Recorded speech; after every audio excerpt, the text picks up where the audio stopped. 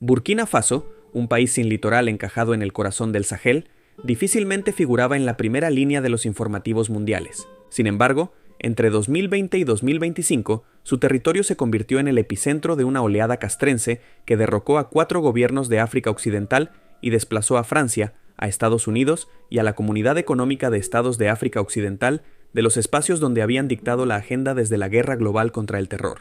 El rostro emblemático de ese temblor es el del capitán Ibrahim Traoré, un oficial de apenas 37 años que, en cuestión de meses, pasó de comandar baterías antiaéreas en la estepa del norte a sentarse en el Palacio de Kosiam con una misión que mezcla guerra total, soberanía económica y reivindicación panafricanista. Su figura, a la vez enigmática y magnética, alimenta, desde Ouagadougou hasta París, la idea de que Occidente se enfrenta a un paradigma de emancipación que ya no puede sofocar recurriendo a viejas fórmulas. El largo prólogo de la dependencia. Para entender la potencia simbólica del actual proceso hay que retroceder a 1960, cuando la entonces República del Alto Volta se independizó de Francia. El primer presidente, Maurice Yameogo, proclama la unidad nacional, pero su método es unipartidista y clientelar. Cercena la oposición, coloca asesores franceses en ministerios clave e impone ajustes que achican salarios mientras él exhibe un tren de vida principesco. Las huelgas generales de 1965 desencadenan la intervención del ejército y otorgan el poder al teniente coronel Sangoulé Lamizana. Aunque la población celebró la caída del viejo caudillo, pronto descubrió que la tutela militar tampoco traería prosperidad. Constituciones suspendidas, consejos de ministros dominados por uniformes y la consagración silenciosa de la dependencia neocolonial. Ese ciclo de golpes y contragolpes continuó durante 2 décadas. En cada intento de reforma aparecía la pesada mano de París, acuerdos de cooperación que blindaban el franco CFA, consejeros que dictaban jerarquías administrativas y contratos de minería redactados en idioma ajeno. Distintos civiles y militares promovieron transiciones, pero la tierra siguió improductiva. Las ciudades crecieron sin servicios y la brecha social ahondó tanto como la brecha con la metrópoli. El interludio revolucionario de Thomas Sankara. A principios de la década de 1980 irrumpió una voz distinta. Thomas Sankara, capitán de 33 años, llegó al poder en agosto de 1983 con un programa que combinaba justicia social, ética de la frugalidad y crítica frontal al imperialismo. Cambió el nombre del país a Burkina Faso, la patria de los hombres íntegros. Lanzó campañas de alfabetización y vacunación masivas. Prohibió los coches de lujo para los ministros y divulgó cada sueldazo público en periódicos de pared. Obsesionado con la autosuficiencia, multiplicó la productividad cerealera en 3 años y se negó a firmar cartas de intención con el FMI. Su oratoria inflamaba auditorios juveniles dentro y fuera del país, a la vez que encendía las alarmas de los gobiernos que veían peligrar negocios mineros y equilibrios geopolíticos. El 15 de octubre de 1987 la revolución quedó trunca. Un golpe encabezado por Blaise Compaoré, compañero y mano derecha de Sankara, lo acribilló junto a 12 colaboradores. El asesinato cerró la primavera sankarista, pero abrió un imaginario de dignidad que las generaciones siguientes abrazarían como brújula. La restauración neoliberal y la gestación de una ira soterrada. Compaoré se consolidó durante 27 años mediante elecciones amañadas, reformas constitucionales a medida y el beneplácito de los organismos financieros. Privatizó empresas públicas, abrió la explotación aurífera a multinacionales y alineó la política exterior con París y con Washington. Mientras la élite se enriquecía, el precio de los alimentos se disparaba y el desempleo juvenil superaba la agricultura de subsistencia. Estallidos sociales como los motines castrenses y las manifestaciones estudiantiles de 2011 mostraron que el edificio era más frágil de lo que parecía, aunque Compaoré reaccionó a base de concesiones salariales y represión selectiva. En medio de esa atmósfera nació, en marzo de 1988, el niño Ibrahim Traoré en la aldea de Kera. Su familia soportó la precariedad del campo burkinés exacta y literalmente.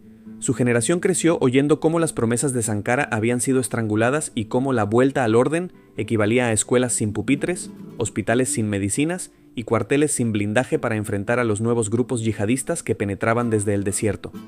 Formación y bautismo de fuego.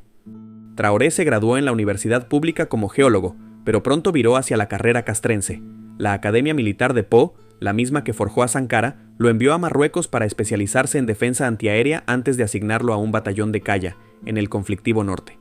De allí saltó a misiones de paz de la ONU en Malí, donde la insurgencia islamista ya había demostrado su capacidad mortífera. Esa experiencia moldeó su visión. Descubrió que la tropa burkinesa carecía de vehículos blindados, munición y hasta chalecos, mientras las autoridades de Ouagadougou firmaban licitaciones de armamento a precios inflados y asistían a foros internacionales en aviones de alquiler. Para Traoré, la ecuación era simple: corrupción en la retaguardia equivalía a cadáveres en la primera línea. El derrumbe de Compaoré y la frustrada transición civil. En 2014, cuando Compaoré aspiró a borrar el límite constitucional de mandatos, estalló la revuelta definitiva. Los manifestantes incendiaron el Parlamento el 30 de octubre y forzaron la huida del mandatario un día después. Tras un breve interregno militar, las urnas llevaron al poder a Roch Kaboré en 2015. Muchos celebraron el retorno formal de la democracia, pero la violencia yihadista se intensificó.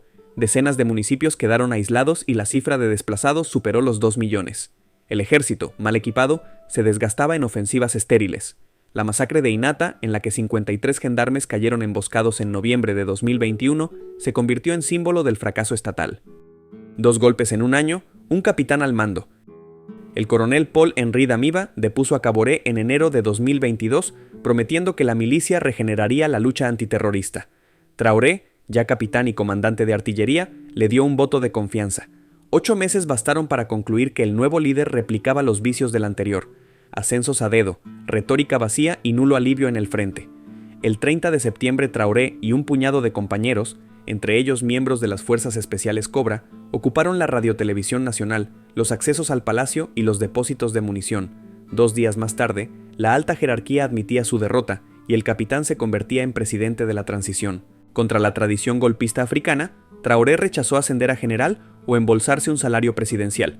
Declaró que seguiría recibiendo la paga de capitán y vistiendo el mismo uniforme porque la integridad no tiene galones.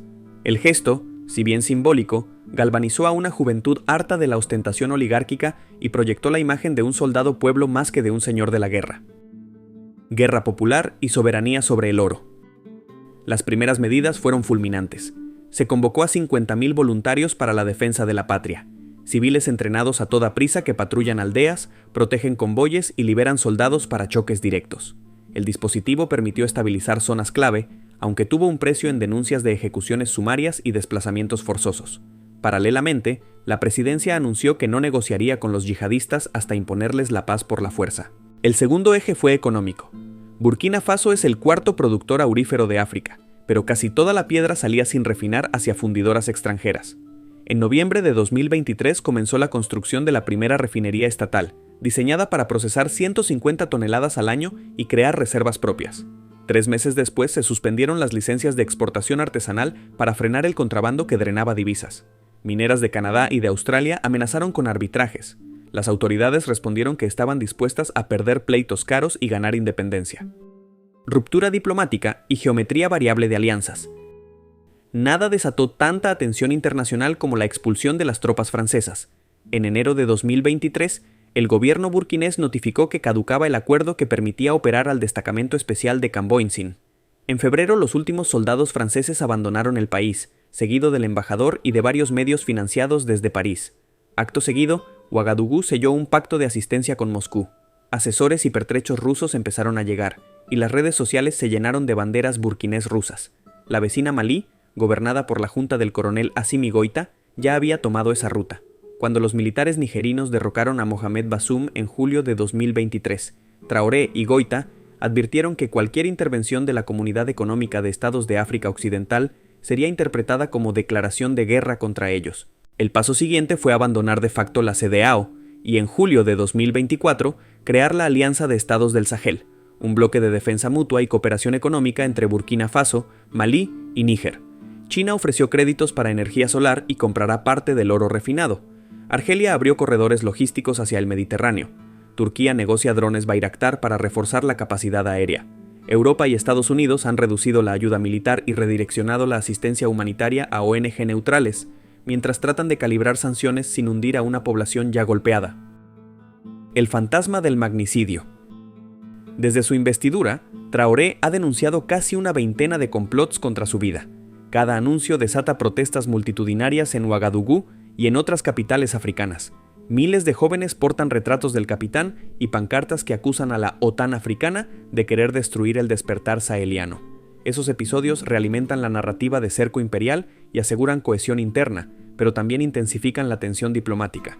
Servicios de inteligencia occidentales temen que un magnicidio desencadene una guerra regional imposible de contener. Luces, sombras y el filo de la navaja histórica.